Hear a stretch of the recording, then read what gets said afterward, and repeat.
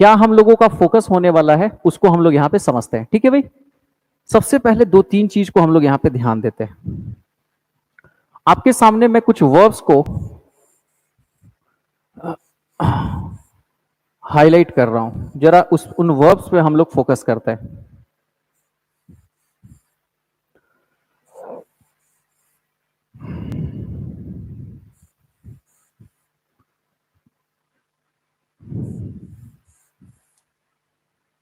जरा गौर से देखिए इन सारे वर्ब्स को, जरा गौर से देखिए इन सारे वर्ब्स को, और कुछ चीजें आपको समझ में आ रही होंगी। और क्या चीजें समझ में आ रही है जरा ध्यान देते हैं। यहाँ पे समझ में आ रहा है कि सर यहाँ पे वांट का यूज है, वांट्स है, वांटेड है, आर गोइंग है, वर गोइंग है, विल गो है।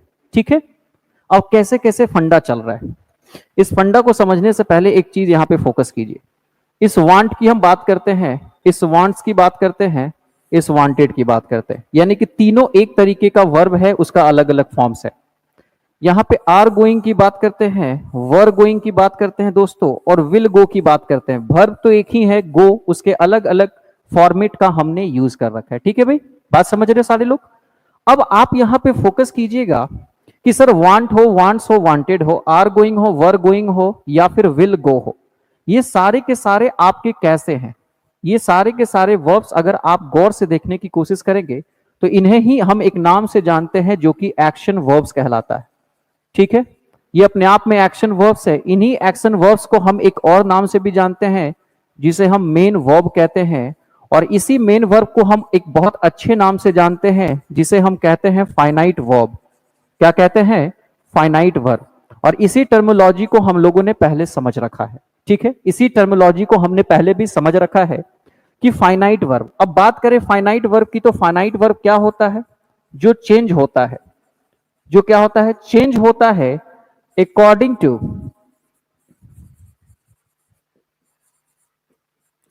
टू टेंस और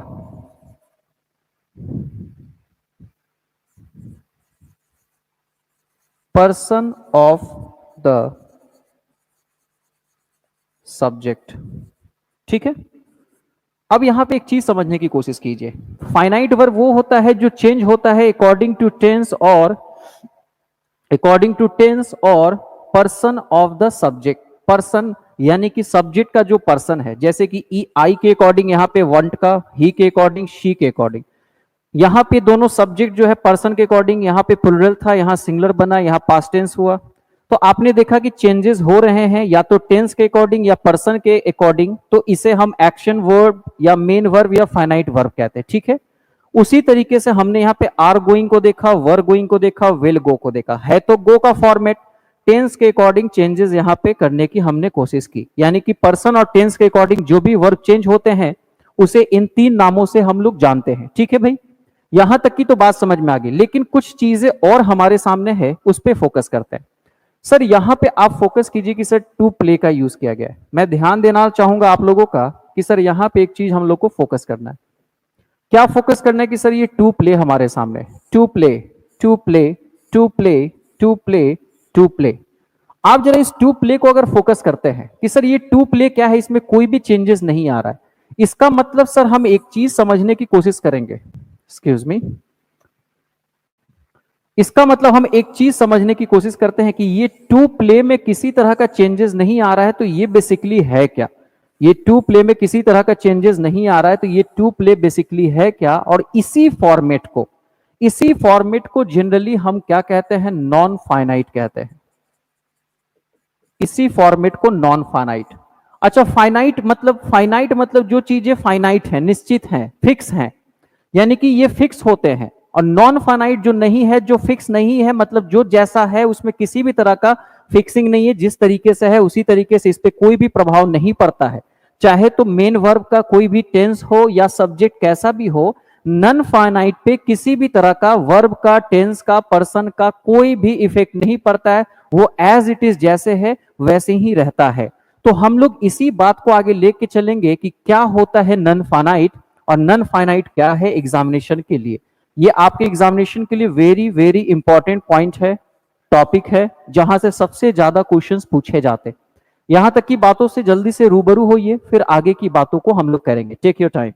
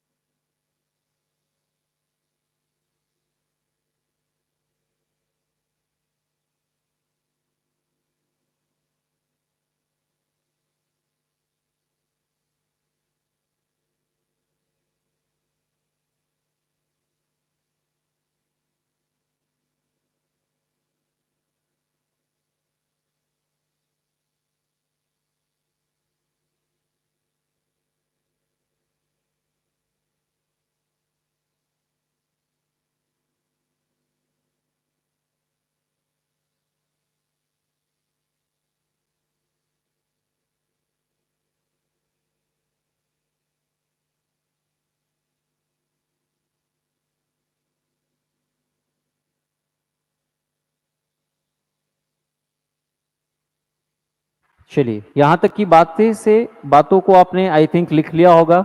आगे की बातों को हम लोग समझते हैं, बाद में भी आप आगे चल के इसको लिख सकते हैं, ठीक है, कोई दिक्कत नहीं है। यहां तक हो गया है, एक बार कमेंट करके बता दीजिए ताकि मैं आगे चलूं।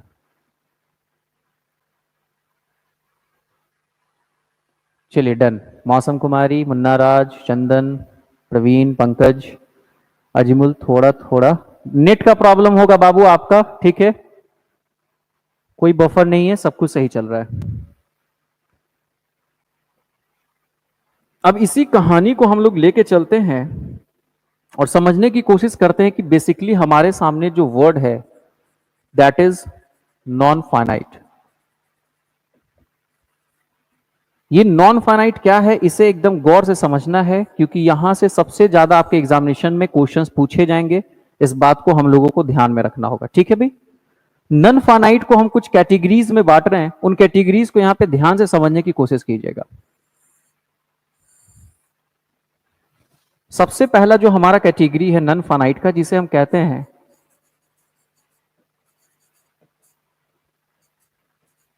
इन्फिनेटिव, इसको समझने की कोशिश कीजिएगा। अच्छा, इन्फिनेटिव के बाद एक कैटेगरी हमारे पास आता है जेरेंड, ठीक है भाई। और जेरेंड के बाद एक कैटेगरी आता है हमारे सामने पार्टिसिपल, ठीक है भाई। इन्फिनेटिव, जेरेंड,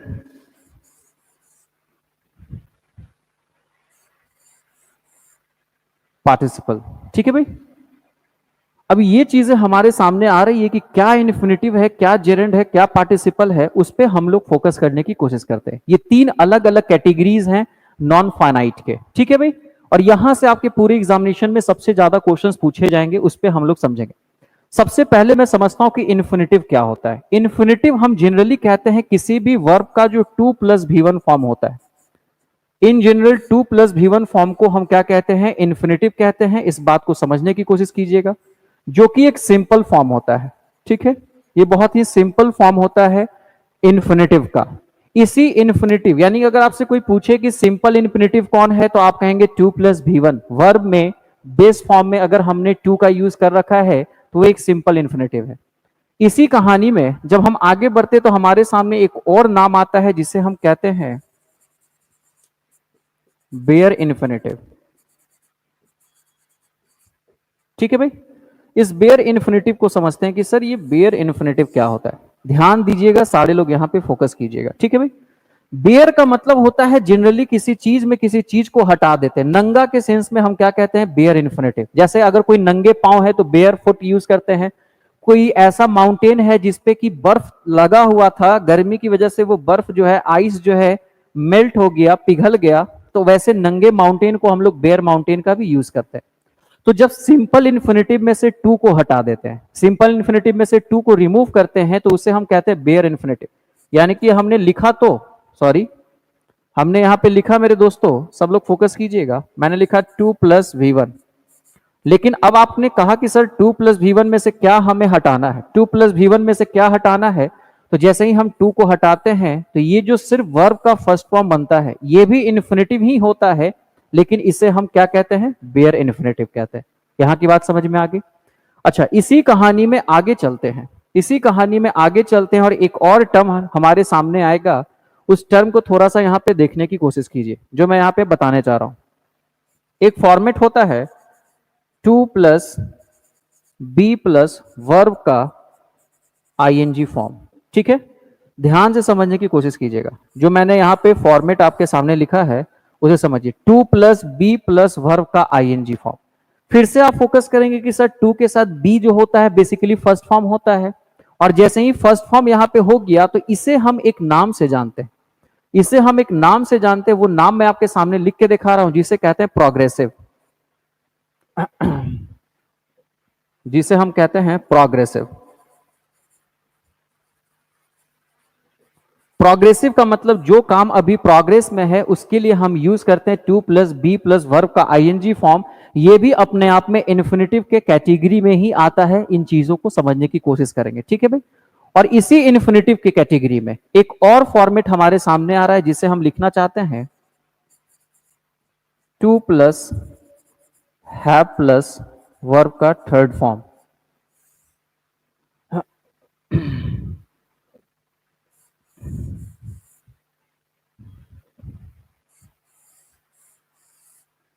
क्या हो रहा है भाई साहब? ठीक है भाई, two plus have plus we three. अब जहां भी आप जानते हैं कि sir have plus we three आता है उसे हम परफेक्ट फॉर्म कहते हैं। ठीक है, उसे हम perfect sir bare infinitive first बार सुने हैं, दुने हैं, सुने हैं, कोई दिक्कत नहीं है, हम लोगों को समझना है। ठीक है भाई, तो जैसे ही मैंने two plus have plus we three कहा तो ये अपने आप में परफेक्ट हो गया, ये परफेक्ट इन्फिनेटिव हो गया। ठीक है भाई, तो हमारे सामने सिंपल इन्फिनेटिव आया, बेयर इन्फिनेटिव आया, प्रोग्रेसिव इन्फिनेटिव आया और साथ में परफेक्ट इन्फिनेटिव आया। और इसका यूज हम लोग आगे वन बाय वन देखने की कोशिश करेंगे। तो ये हमारा एक सिंपली इन्फिनेटिव का फॉर्मेट यहां पे बन के आ गया। ठीक है भाई, इसी के बाद हम अगर बात करते हैं जो हमारे सामने है जेरेंड। अब ये जेरेंड को समझने की कोशिश करते हैं कि सर जेरेंड होता क्या है। तो जेरेंड जनरली जो होता है सर वो वर्ब का आईएनजी फॉर्म होता है। वर्ब का कौन सा फॉर्म होता है? आईएनजी फॉर्म, यानी कि वर्ब के आईएनजी फॉर्म को ही हमने जिस नाम से जाना वो हमारा क्या कहलाया भाई साहब? जेरेंड कहलाया। यानी कि वर्ब का कहीं भी आईएनजी फॉर्म दिख रहा है इन जनरल उसे हम जेरेंड कहते हैं। अब यहां पे एक चीज मैं आप लोगों से शेयर करना चाहूंगा, वो बहुत ही कमाल की चीज है कि ये जो इन्फिनेटिव होता है, ये जो इन्फिनेटिव होता है और ये जो आपने जेरेंड का अभी चर्चा किया सर ने, ये बेसिकली दोनों क्या होता है इसे समझो, ये काम कैसा करता है। तो मैं यहां पे लिख रहा हूं वर्बल नाउन।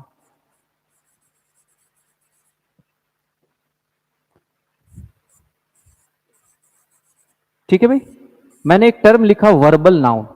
इसका मतलब क्या हुआ कि है तो ये वर्ब के फॉर्मेट, है तो ये वर्ब के फॉर्मेट, लेकिन इनकी फंक्शनैलिटीज जो ये फंक्शन करेंगे वो किस तरीके से करेंगे? तो नाउन की तरह करेंगे। ठीक है भाई, इसके जो भी फंक्शंस हैं वो कैसे होंगे? नाउन की तरह होंगे। आगे हम लोग इसको वन बाय वन देखने की कोशिश करेंगे। ठीक है, अब चलो आते हैं पार्टिसिपल पे, और पार्टिसिपल को जरा सा देखते हैं कि सर पार्टिसिपल क्या क्या है और किस तरीके से फंक्शन होता है। बेसिकली पार्टिसिपल बहुत ही डायनेमिक है। डायनेमिक यहां पे तीनों सेक्शन है, लेकिन पार्टिसिपल इसमें सबसे ज्यादा डायनेमिक होता है क्योंकि ये तीन तरीके का होता है। ये हमारा तीन तरीके का होता है, इस पे फोकस कीजिएगा जो मैं बता रहा हूं। सबसे पहले होता है हमारे सामने प्रेजेंट पार्टिसिपल,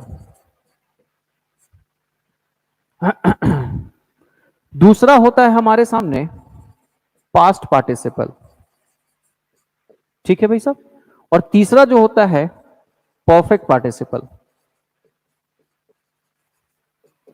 ये तीनों किस तरीके से काम करेगा वो मैं आपको वन बाय वन बताता हूं। ठीक है, प्रेजेंट पार्टिसिपल, पास्ट पार्टिसिपल और साथ में हमने क्या देखा? Perfect participle. पहले हम रिकॉग्नाइज करते हैं कि कौन कौन है इसमें, उसे समझते हैं। प्रेजेंट पार्टिसिपल की जब हम बात करते हैं, ये प्रेजेंट पार्टिसिपल है, प्रेजेंट पार्टिसिपल की बात करते हैं तो वर्ब का कौन सा फॉर्म? ING form. अब आपको चक्कर आएगा कि सर फिर से आपने वर्ब का आईएनजी फॉर्म, तो अभी तो नाउन बताया था, वर्बल नाउन और जेरेंड बताया था, ये पार्टिसिपल कैसे हो गया? मैं बता रहा हूं, एकदम हड़बड़ाना नहीं। अच्छा, पास्ट पार्टिसिपल की बात करें तो वर्ब का थर्ड फॉर्म सब लोग जानता है, इसे हम क्या कहते हैं? पास्ट पार्टिसिपल कहते हैं। और परफेक्ट पार्टिसिपल की बात करते हैं सर, तो हैविंग के साथ वर्ब का पार्टिसिपल फॉर्म जब हम लगाते हैं तो ये बेसिकली हमारा बन जाता है क्या? Perfect participle. अब समझेंगे हम लोग वन बाय वन। ठीक है भाई साहब, कोई दिक्कत सर यहां तक? एक बार कमेंट करके बता दीजिए, इन चीजों को समझने में यहां तक में कोई दिक्कत है किसी को? Any confusion? मुझे पता है कि आपको कंफ्यूजन नहीं होगा। अब जो मैं आपको यहां पे थोड़ा सा डिफरेंस दिखा रहा हूं उसे समझने की कोशिश कीजिएगा कि वो डिफरेंस बेसिकली क्या होने वाला है। मैंने क्या कहा था कि सर इन्फिनेटिव और जेरेंड जो फॉर्मेट है वो वर्बल नाउन की तरह यूज होता है। वो किस तरीके से यूज होता है? Verbal noun. लेकिन ये जो पूरा का पूरा पार्टिसिपल फॉर्मेट है ये वर्बल एडजेक्टिव की तरह यूज किया जाता है। वर्बल एडजेक्टिव की तरह यूज होता है, मतलब है तो वर्ब के फॉर्मेट, लेकिन यहां पे ये दोनों जो है नाउन की तरह यूज होंगे। और यहां जो आपको जितने भी पार्टिसिपल्स दिख रहे हैं इनका बेसिकली यूज हम जिस तरीके से करते हैं उसे कहते हैं हम एडजेक्टिव। और बेसिकली ये वर्ब के फॉर्मेट हैं, इसलिए इन्हें नाम दिया गया वर्बल एडजेक्टिव, जिसकी चर्चा मैंने पहले भी थोड़ी बहुत कर रखी है। यहां तक की बातों से जल्दी से रूबरू होइए, फिर हम लोग आगे की बातों को लेके चलेंगे। Take your time, fast.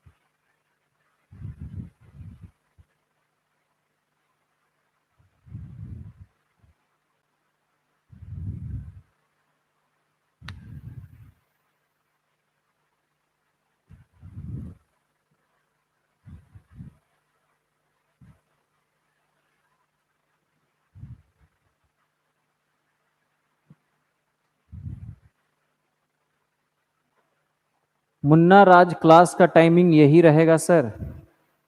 बाबू मेरे ऑनलाइन क्लास का टाइम तो 3:30 से 5 रहता ही है, आप लोगों को पता है। 3:30 से 5 मेरे ऑनलाइन क्लास का टाइम है, और 5 से 6:30 मेरा ऑफलाइन क्लास उस समय लगातार रहता है।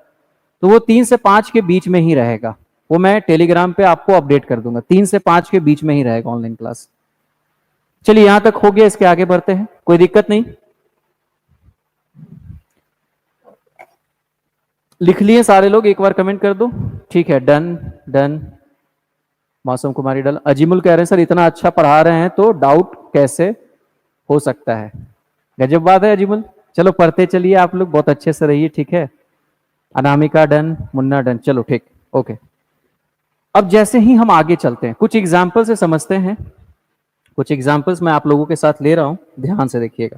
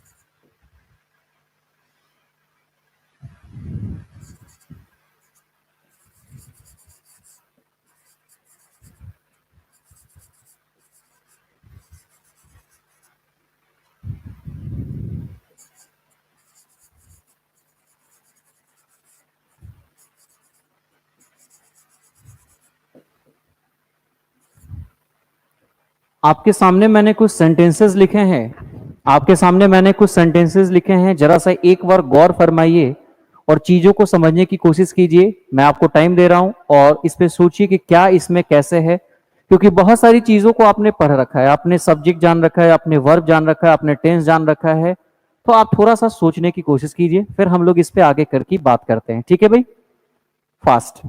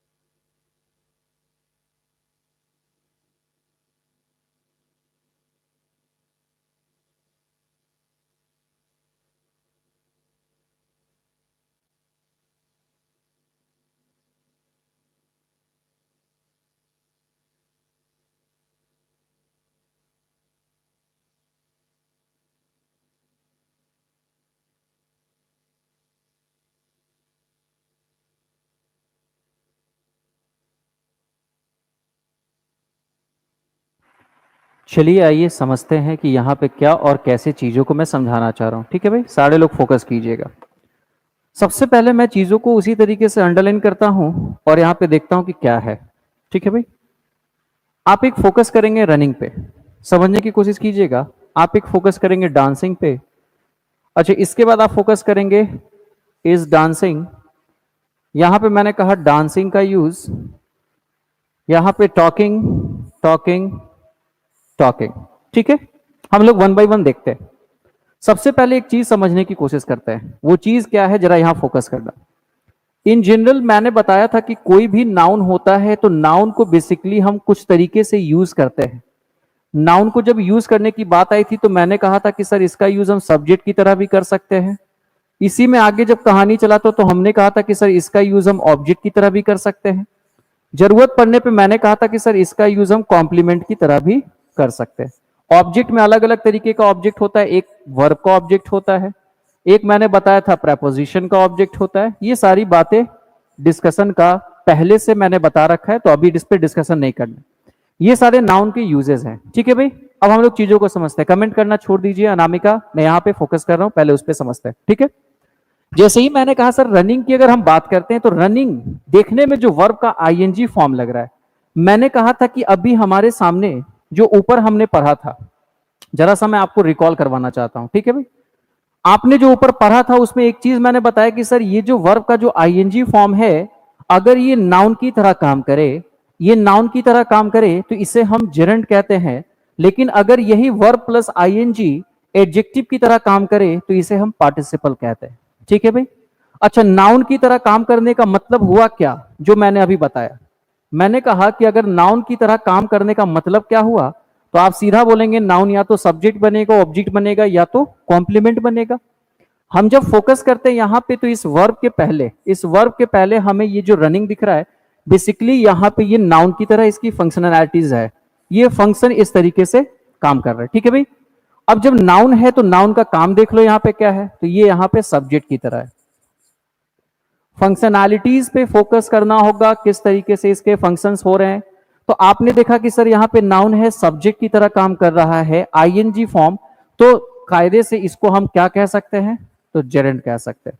बात समझ में आ गया, ये यहां पे जेरेंट की तरह काम करेगी। ठीक है, उसी कहानी में जब हम आगे बढ़ते हैं, उसी कहानी में जब आगे बढ़ते हैं, शी लाइक्स डांसिंग। अच्छा, मैंने इस डांसिंग की बात करी तो ये देखो, ये तुम्हारा जो है वर्ब है, और वर्ब के बाद जनरली आपके सामने या तो ऑब्जेक्ट होता है या कॉम्प्लीमेंट होता है। मैंने कहा था ऑब्जेक्ट वो होता है जो वर्ब को डिसाइड करता है, वर्ब को डिफाइन करता है। शी लाइक्स, तो मैंने पूछा व्हाट डज शी लाइक, मैंने कहा शी लाइक्स, तो मैंने पूछा व्हाट डज शी लाइक, उसे क्या पसंद है। तो व्हाट का जो आंसर ऑब्जेक्ट की जगह आता है वो बेसिकली नाउन होता है, वो नाउन है और ऑब्जेक्ट की तरह काम कर रहा है। तो ये भी बात हमें समझ में आ गया कि सर ये जो डांसिंग है बेसिकली यहां पे ये भी आपका नाउन ही है, और नाउन होने की वजह से साथ में ये फंक्शन कैसा कर रहा है, तो ऑब्जेक्ट की तरह कर रहा है। लेकिन थोड़ा सा हम इसमें ये चेंजेस लाना चाहेंगे कि चलिए ये नाउन तो है, ऊपर तो नाउन जैसा था, नाउन है, लेकिन इस बारी ये सब्जेक्ट नहीं बना, ये कैसा फंक्शन कर रहा है, ऑब्जेक्ट की तरह फंक्शन कर रहा है। बात समझ में आ गया, और ऑब्जेक्ट की तरह फंक्शन करने के बाद भी ये ऑब्जेक्ट की तरह करे या सब्जेक्ट की तरह, कहलाएगा तो जेरेंट ही, कहा तो इसे जेरेंट ही जाएगा। तो हमें इन चीजों को समझना होगा कि किस तरीके से ये काम कर रहा है। ठीक है, ये व्हाट का आंसर दे रहा है, ये जो डांसिंग है ये किसका आंसर दे रहा है, व्हाट का आंसर दे रहा है। ठीक है भाई साहब, इस चीज को हम लोग फोकस करेंगे। उसे पसंद है, क्या पसंद है, नाचना, वो नाच नहीं रही है, यहां पे कोई एक्शन नहीं हो रहा है। एक्शन अगर होता तो ये मेन वर्ब हो जाता, एक्शन अगर होता तो ये क्या हो जाता, मेन वर्ब हो जाता, जबकि ये मेन वर्ब नहीं है। समझ गए सारे लोग। अब आते हैं नेक्स्ट सेंटेंस पे। नेक्स्ट सेंटेंस लिखा हुआ है रानी इज डांसिंग ग्रेसफुली। अच्छा, जनरली आप जानते हैं कि एलवाई लगा है तो ये एडवर्ब की तरह काम कर रहा है। रानी नाच रही है ग्रेसफुली, बहुत अच्छे से। अब यहां पे देखो, ये जो तुम्हारा है इज बेसिकली हेल्पिंग वर्ब की तरह काम कर रहा है, या फिर इसे आप एक्सिलरी वर्ब भी कह देते हैं, कोई दिक्कत नहीं है। अब डांसिंग, वह नाच रही है ग्रेसफुली, तो अब आप बताने की कोशिश करो ये जो डांसिंग है बेसिकली यहां पे एक्शन को दिखा रहा है। किसे दिखा रहा है भाई साहब, एक्शन को दिखा रहा है। अब आपके मन में सवाल ये आ जाएगा कि प्रभु गुरुजी, अगर ये एक्शन को दिखा रहा है तो एक्शन को दिखाने वाले को ही हम जिस नाम से जानते हैं वो या तो मेन होता है या फिर फाइनाइट वर्ब कहा जाता है। ठीक है भाई साहब, इसे ही हम मेन वर्ब या फाइनाइट वर्ब कहते हैं, जो आप अच्छे से जानते हैं। ठीक है भाई, इसी कहानी में आगे चलते हैं। मैंने लिखा I saw a dancing girl. अच्छा एक बात समझो, यहां पे बहुत कमाल का पॉइंट है जो मैं डिस्कस करने जा रहा हूं। ठीक है भाई, ये जो गर्ल दिख रहा है, बेसिकली आप जानते हैं इस गर्ल के बारे में कि ये इसके पार्ट्स ऑफ स्पीच को अगर हम समझने की कोशिश करते हैं, इसके पार्ट्स ऑफ स्पीच को समझने की कोशिश करते हैं, तो हम पाते हैं कि ये गर्ल नाउन है। आपको एक चीज ये भी पता होगा, एक चीज ये भी पता होगा कि इन जनरल कभी भी नाउन के पहले जो भी चीजें यहां पे आती हैं इस प्लेस पे, मैंने कहा कभी भी नाउन के पहले जो चीजें आती हैं इस प्लेस पे, इसे जनरली हम दो नामों से जानते हैं। या तो हम इसे कहते हैं एडजेक्टिव, या तो हम इसे कहते हैं डिटरमिनर। ठीक है भाई साहब, ये सारी चीजें मैंने पहले डिस्कस कर रखा है एडजेक्टिव चैप्टर में। ठीक है भाई, तो नाउन के पहले जो कुछ भी आ रहा है, नाउन के पहले इस नाउन के प्लेस पे, इस नाउन के प्लेस पे जो कुछ भी आ रहा है नाउन के पहले, वो एडजेक्टिव या डिटरमिनर होता है। तो इस गर्ल के पहले अगर हम फोकस करते हैं, इस गर्ल के पहले अगर फोकस करते हैं, तो ये जो डांसिंग है, इस डांसिंग को थोड़ा सा समझने की कोशिश किए तो हमें ये समझ में आ गया कि ये डांसिंग अब यहाँ पे एडजेक्टिव की तरह काम कर रहा है। किस तरीके से काम कर रहा है?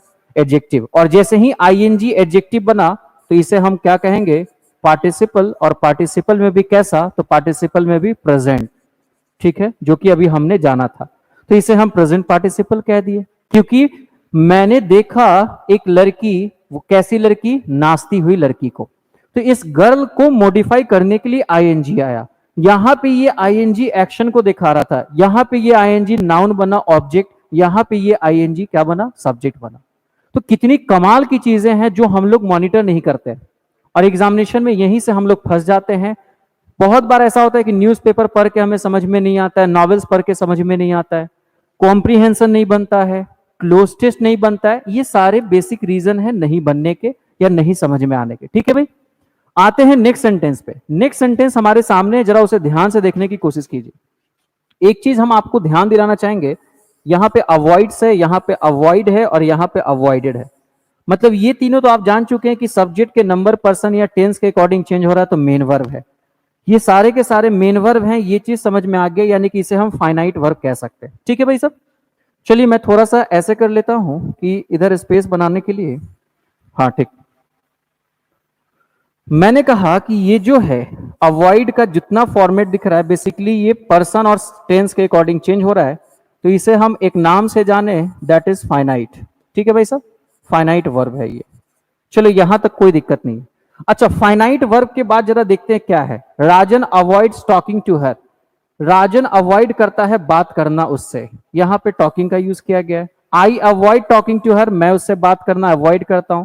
Sujata avoided talking to her him, Sujata avoid करती थी बात करना किससे? उससे। अब जरा समझने की कोशिश करो, अब जरा समझने की कोशिश करो कि ये सारे के सारे टॉकिंग टॉकिंग टॉकिंग है, ये सारे यहां पे कैसे फंक्शन कर रहे हैं। मैं आपसे पूछना चाह रहा हूं कि ये सारे के सारे अगर वर्ब के फॉर्मेट हैं तो नॉन फाइनाइट, ये भी नॉन फाइनाइट, टॉकिंग भी नॉन फाइनाइट, ये भी टॉकिंग नॉन फाइनाइट, क्योंकि ये पर्सन और टेंस के अकॉर्डिंग चेंज नहीं हो रहा है, तो हम इसको नॉन फाइनाइट लिख देते हैं। चलो ठीक है, लेकिन नॉन फाइनाइट के साथ ये कैसा काम कर रहा है? सब्जेक्ट बन रहा है या ऑब्जेक्ट बन रहा है? तो हमेशा आप जानते हैं कि किसी भी मेन वर्ब के बाद हम ऑब्जेक्ट का यूज करते हैं, और नॉन फाइनाइट का ये जेरंड फॉर्म है। नॉन फाइनाइट का ये कौन सा फॉर्म है?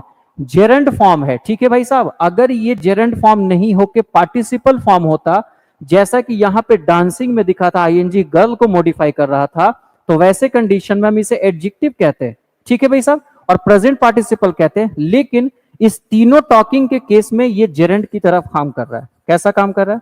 जेरेंट की तरह। और जेरेंट की तरह काम कर रहा है तो, लेकिन सब्जेक्ट की जगह नहीं है, तो भाई साहब ये यहां पे कैसा फंक्शन करेगा? ऑब्जेक्ट की तरह। ये कैसा फंक्शन करेगा? ऑब्जेक्ट की तरह करेगा। बात समझ में आ गया? किसी को कोई कंफ्यूजन? यहां तक की बात समझ में आई सारे लोगों को? एक बार कमेंट करके बताओ जल्दी से।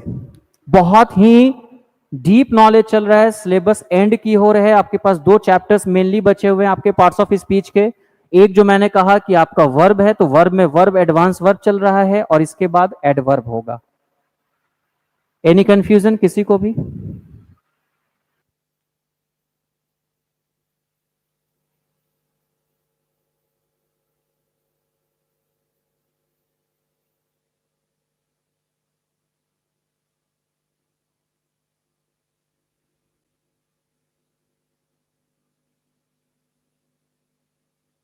चलिए Anamika, yes sir, clear, awesome concept, thank you बाबू।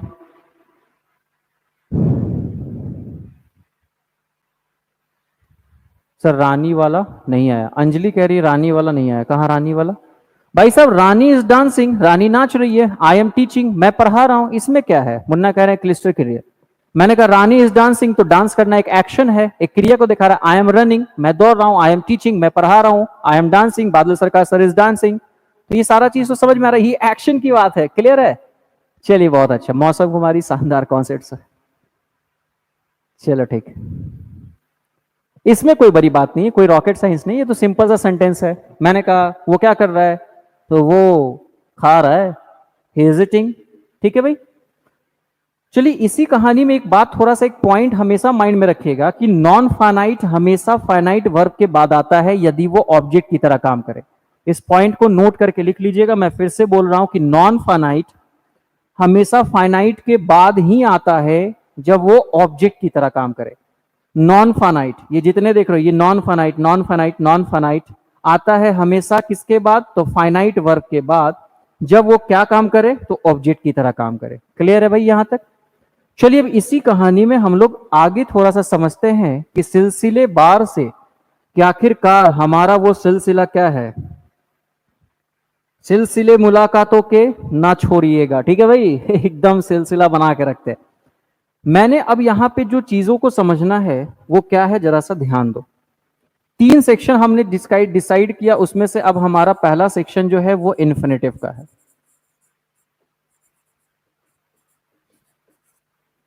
अब जब इन्फिनेटिव का सेक्शन है तो इसे हम लोग समझने की कोशिश करते हैं कि इन्फिनेटिव क्या है। इन्फिनेटिव के बारे में मैंने बहुत अच्छे से अभी बता रखा है, तीन सेक्शन में, चार सेक्शन में मैंने बताया। मैंने कहा कि सर ये इन्फिनेटिव के बारे में हम लोग समझने की कोशिश करते हैं, ठीक है भाई। चार तरह से हमने जाना कि to plus V one, simple, bare infinitive, progressive की बात मैंने की, परफेक्ट की बात की। पहले समझते हैं। आपने सर बताया एक बात, और वो बात क्या था, थोड़ा सा यहां पे ध्यान देने लायक है। बात ध्यान देने लायक ही होता है, और वो बात क्या क्या है उस पर हम लोग थोड़ा सा फोकस करते हैं, ठीक है भाई सब। जब मैंने कहा कि सर इन्फिनेटिव है, तो ये बेसिकली एक तरीके का, मैंने अभी अभी पढ़ा कि सर ये वर्बल नाउन होता है, यानी कि इसका फंक्शन जो है नाउन की तरह है। अब अगर नाउन है तो कहीं ना कहीं बात आएगी सिंगुलर और प्लूरल होने की, बात आएगी काउंटेबल और अनकाउंटेबल होने की। तो इस बात को हमेशा ध्यान रखिएगा कि कोई भी सिंगल इन्फिनेटिव हमेशा ऑलवेज अनकाउंटेबल होता है, ऑलवेज अनकाउंटेबल। अब ये टर्म बहुत कमाल का है, ऑलवेज अनकाउंटेबल कहने का मतलब क्या है? ऑलवेज अनकाउंटेबल कहने का मतलब हुआ कि ये ऑलवेज सिंगुलर होगा।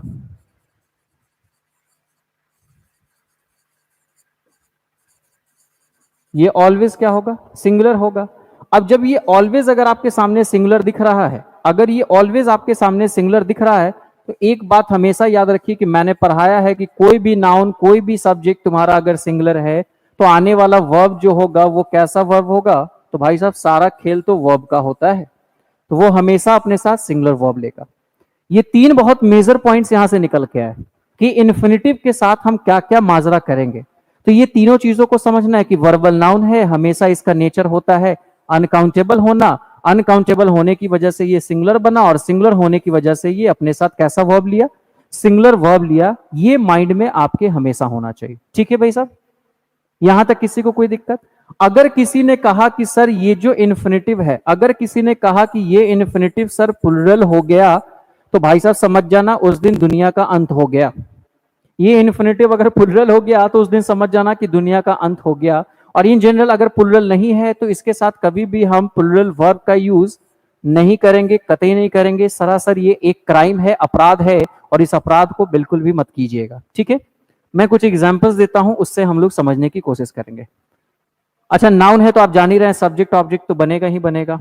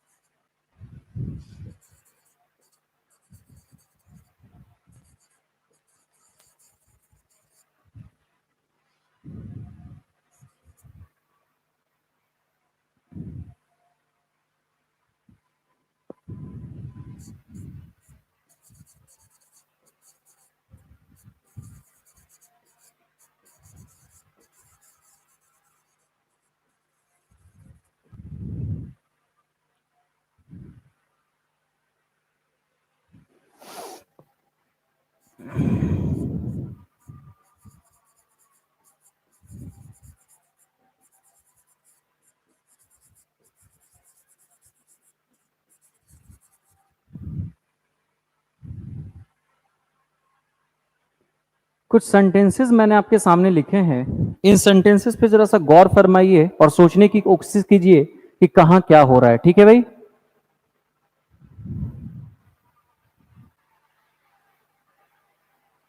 मुन्ना कह रहे हैं भूचाल आ जाएगा अगर प्लुरल हो गया गुरुजी। भूचाल आ जाएगा। चलो ठीक है, जल्दी से इन सारे सेंटेंसेस पे फोकस कीजिए और देखिए, बताइए क्या है, कुछ दिमाग आपका काम कर पा रहा है?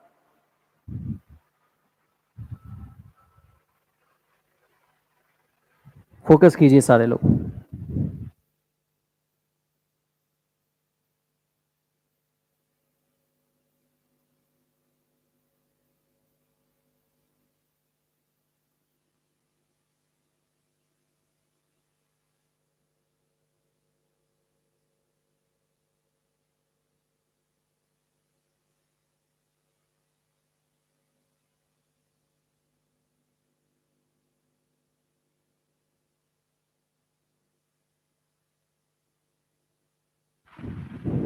चलिए आ जाइए, हम लोग समझने की कोशिश करते हैं। ठीक है भाई? क्योंकि एग्जामिनेशन के लिए ये जो पॉइंट्स मैं बता रहा हूं इतना इंपॉर्टेंट है जितना कि सुबह का ब्रश करना। जितना सुबह ब्रश करना इंपॉर्टेंट है, मैं सच बता रहा हूं, उतना इंपॉर्टेंट ये है, अगर एक दिन ब्रश नहीं करोगे तो फ्रेशनेस फील नहीं होता है। उसी तरीके से अगर इसे नहीं पढ़ोगे तो लाइफ में फ्रेशनेस और एग्जाम में मार्क्स नहीं आने वाले। ठीक है भाई? चलो आ जाओ, अब देखते हैं कि सर यहाँ पे क्या क्या होने वाला है। बड़ा कमाल का चीज होने वाला है। ठीक है, वन बाय वन हम लोग फोकस करेंगे। मैंने कहा यहाँ पे टू लीव लिखा है, यहाँ पे टू फाइंड लिखा है। ठीक है भाई साहब, कोई दिक्कत नहीं है। आगे बढ़ने की कोशिश करते हैं तो यहाँ पे हमारे सामने टू वेट लिखा है, टू क्लोज लिखा है। समझने की कोशिश करिएगा जो मैं बता रहा हूं भाई। उसी तरीके से यहाँ पे टू बिल्ड का यूज किया गया है, टू लीव का यूज किया गया है। ठीक है, कोई दिक्कत? और एक मैंने यहाँ पे एम लिविंग का यूज किया गया, क्योंकि चैप्टर वर्ब है, चैप्टर वर्ब है तो हमारा मेनली फोकस किस पे होगा? The uses of verb, correct uses of verb, कि हम किस तरीके से चीजों को यूज करें जो हमारा सही हो जाए। ठीक है, चलो आ जाओ, मैं दिखाता हूं कि क्या यहां पे जादू हो गया। आइए आइए हवेली पे।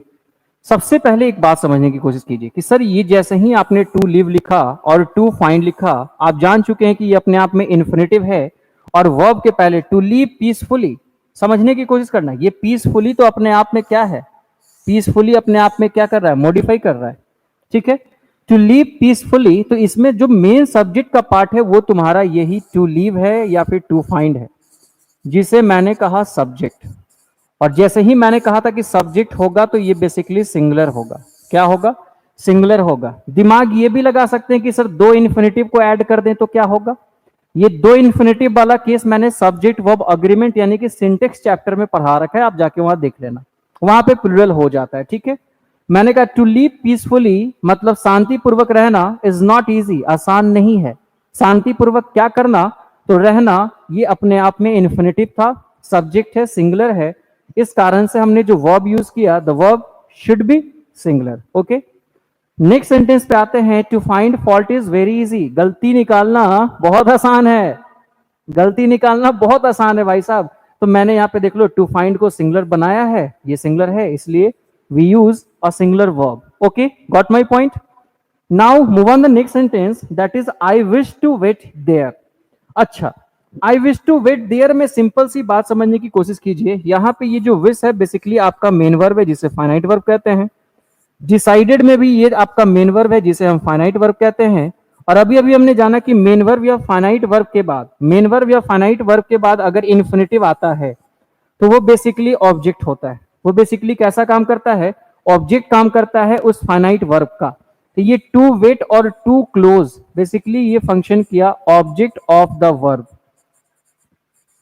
Object of the verb. ठीक है, ये अभी मैंने आपको पढ़ाया, जो पॉइंट मैंने लिखाया आप लोगों को बात समझ में आया? मेंस के लिए भी इंपॉर्टेंट है। मेंस के लिए तो भाई साहब ये इतना इंपॉर्टेंट है जिसकी बात नहीं। मेंस में बहुत क्वेश्चंस यहां से रहेंगे, इस बात को ध्यान रखिएगा। किसी भी एग्जामिनेशन का जो मेंस होता है उसमें वर्ब और एडवांस वर्ब का यूज करके क्वेश्चन सबसे ज्यादा पूछा जाता है। ठीक है, चलो आ जाओ। नेक्स्ट सेंटेंस को जरा सा देखो तो क्या लिखा हुआ? My ambition is to build a school in my village. जरा सा बताइए कि इसमें टू बिल्ड कैसा फंक्शन कर रहा है? टू बिल्ड कैसा फंक्शन कर रहा है?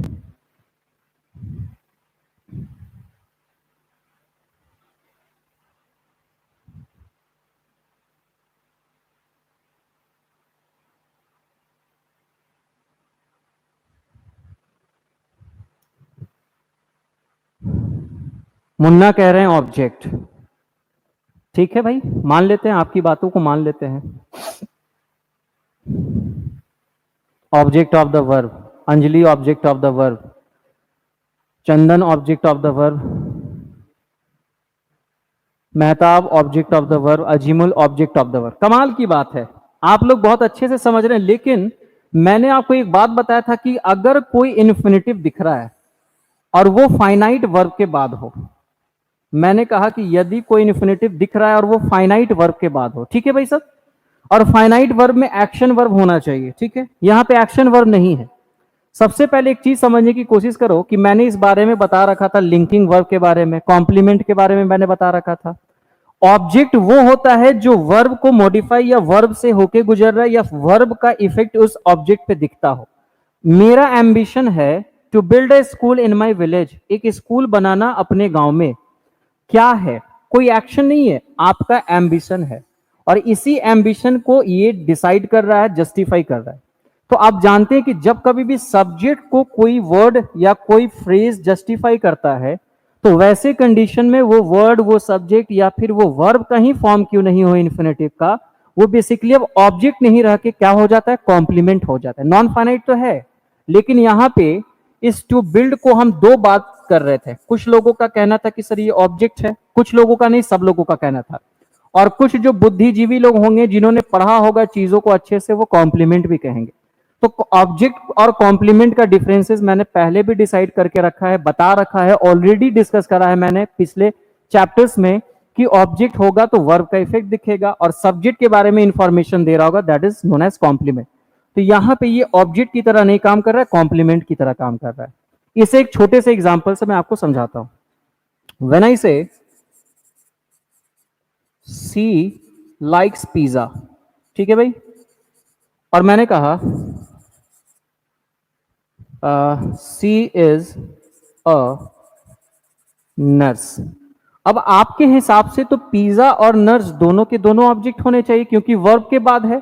लेकिन मेरे दोस्तों एक बात समझाने की और समझने की कोशिश ये करते हैं कि यहां पे ये वर्ब देखो, लाइक करना, ये वर्ब क्या हो रहा है? डिसाइड कर रहा है पिज्जा, वह पसंद करती है। What does she like? तो लाइक के बारे में यानी वर्ब के बारे में पूछा जा रहा है। तो ये एक्शन कहां से होके गुजर रहा है? पिज्जा से। तो इस पिज्जा को हम क्या करें, ऑब्जेक्ट कह दिए। लेकिन जब हम बात करते हैं शी इज अ नर्स, तो इस नर्स के बारे में ये वर्ब से कोई भी लेना देना नहीं है। ये जो शी है, इस सी की अब बात करते हैं, ये शी के अकॉर्डिंग ही आ रहा है कि सी को जस्टिफाई कर रहा है, सी के बारे में यानी कि सब्जेक्ट के बारे में इंफॉर्मेशन दे रहा है। इस केस में ये जो नर्स है कैसा काम कर रहा है, कॉम्प्लीमेंट की तरह काम कर रहा है। बात समझ में आ गया? तो ये आप लोगों को ध्यान में रखना होगा। समझ गए यहां तक? ये बात समझ में आ गया तो अब ये चीज क्लियर हो गया होगा कि टू बिल्ड यहां पे कॉम्प्लीमेंट कैसे हो गया। ठीक है, अच्छा नेक्स्ट सेंटेंस में भी आता है I am to leave the seminar, मैं करने वाला हूं क्या। अब आप लोग कमेंट करके बताइए कि सर यहां पे जो टू लीव है ये कैसा फंक्शन कर रहा है। सारे लोग कमेंट करके बताइए।